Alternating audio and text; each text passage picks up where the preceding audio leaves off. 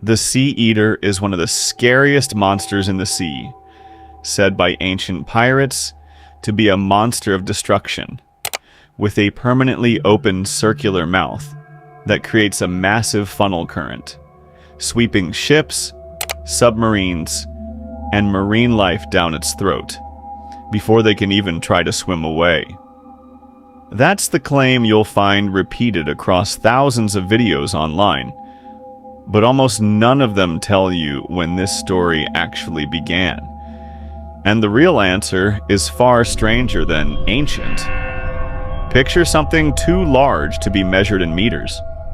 Fan descriptions put the SeaEater at roughly 5 kilometers tall and over 20 kilometers long, a body so massive it would dwarf entire coastlines. Its most defining feature isn't a face, it's a mouth. Permanently open, never closing. Wide enough, according to the lore, to pull in anything unlucky enough to drift too close. No visible eyes. Some versions of the creature suggest it navigates by sound alone, sensing movement in the water rather than seeing it. It's a design built entirely around one idea. Something so big and so hungry that escape was never really an option. Here's where the story takes a turn almost no other episode on this channel has taken. The SeaEater has no ancient record, no sailor's log, no forgotten manuscript. Its actual first appearance traces back to a Reddit community called r/Trevor Henderson, a fan hub built around the horror artist Trevor Henderson, known for viral creature designs like Siren Head and Cartoon Cat. A user going by QMBlue submitted the original concept.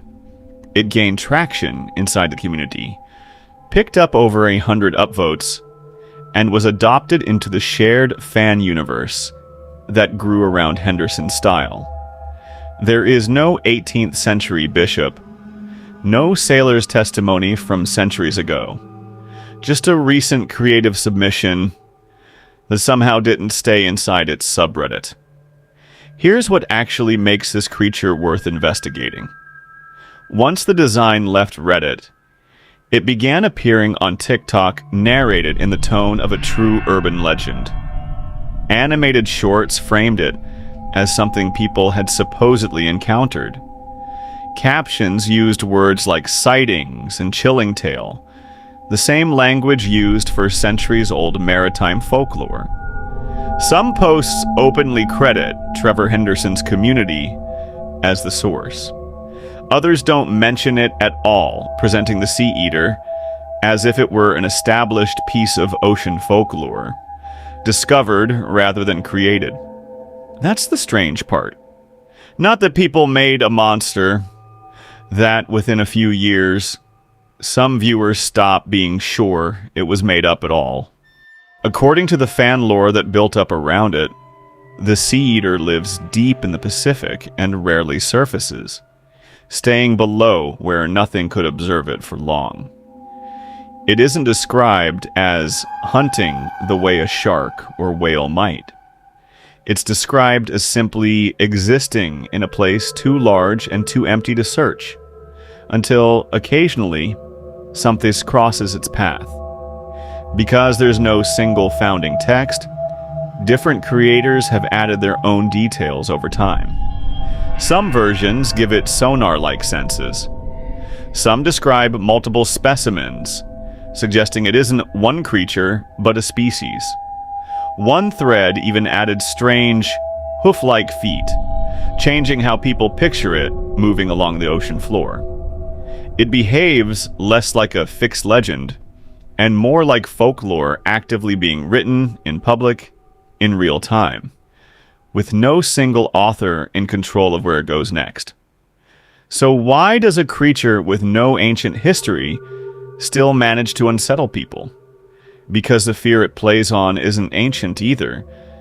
It's the same fear real oceanographers talk about today.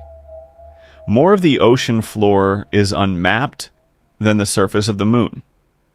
The deep Pacific, where the SeaEater is said to live, includes some of the least explored water on the planet. People don't need a centuries-old story to be afraid of that kind of darkness. They just need to imagine something living in it. The SeaEater simply gives that fear a shape, an image people can attach to a feeling that was already there. Thalassophobia, the fear of deep or vast bodies of water, is one of the most commonly reported ocean-related fears, and creatures like this exist almost entirely to feed it. Let's separate what's actually verifiable from what isn't. Here's what we know. The SeaEater originated as a fan-submitted creature in the r/Trevor Henderson community, credited to a user known as QMBlue, and was later adopted and expanded by that community's wiki and moderators. Here's what we think.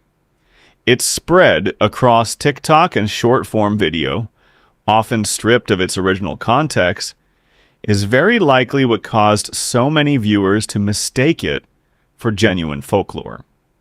A pattern researchers have already noted with other recent internet-born creatures. And here's what we don't know.